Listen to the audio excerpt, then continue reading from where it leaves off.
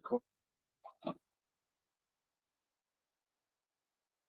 All right, I think we're on.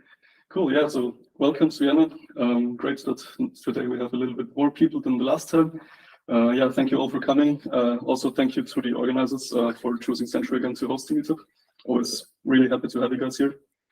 And yeah, I'm Lukas. I work as a software engineer here at Sentry, and I work on the JavaScript SDKs. Yeah, we already discussed it. I work at, I basically developed the SvelteKit SDK recently. Right now, I'm working on the new SDK for Astro, but yeah, generally very excited about SvelteKit and Svelte. Yeah, so before we're gonna get into Sentry, just some like general rules and like organizational aspects, I would say. So just very briefly, this is a completely no smoking office, no smoking building. So please, if you have to smoke, go outside. Yeah, as I think we've already told everyone, the food and the drinks are completely free, and please take whatever you want. So anything out of the fridge, anything edible, essentially in the kitchen, just take it. Please take it. We don't want to waste anything. Yeah, as long as there is something, please take it. Yeah, the toilets are just here around, basically next to this room.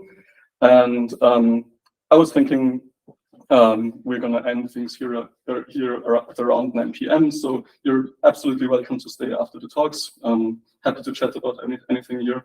And yeah, sort of at 9 p.m. we're gonna end things. But yeah, cool. So now let's jump into the advertising part.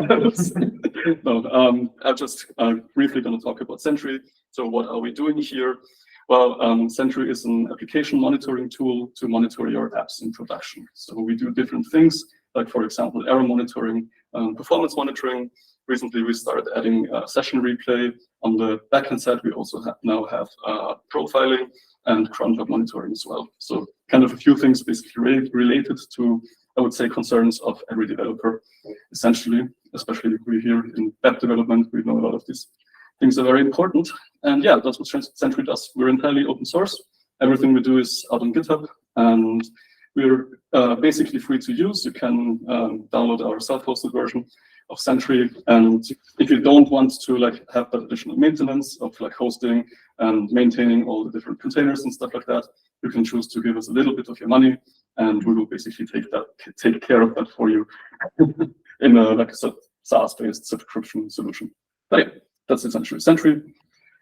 We support a variety of frameworks. This is just like a small subset. We have a lot of stuff for web development, for backend technologies, for mobile stuff, and for gaming as well. Yeah, way more than what would fit here on this slide. But those are the, I would say, most important ones. Svelte is not But AngularJS is?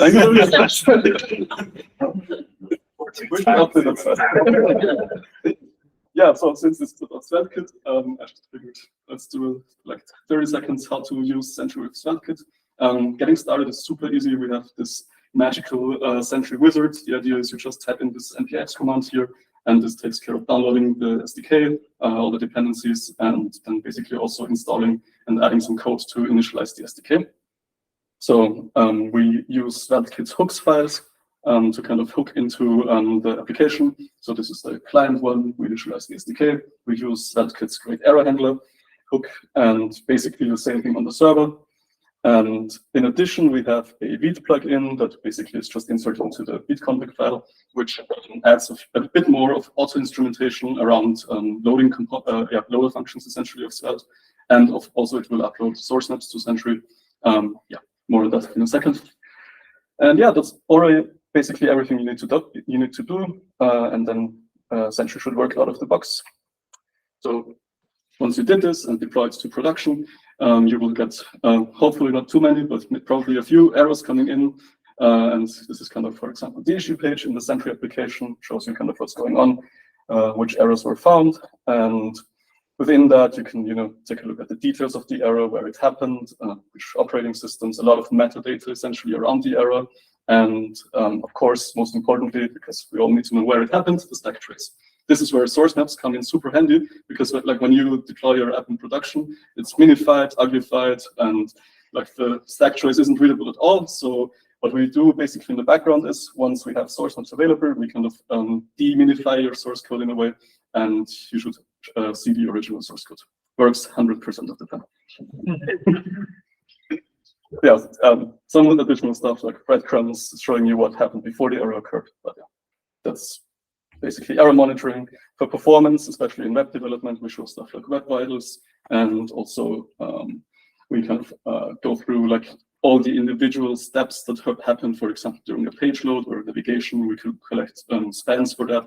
And this basically helps to identify performance issues, bottlenecks, basically kind of shows you really well what actually happens during the page load, for example.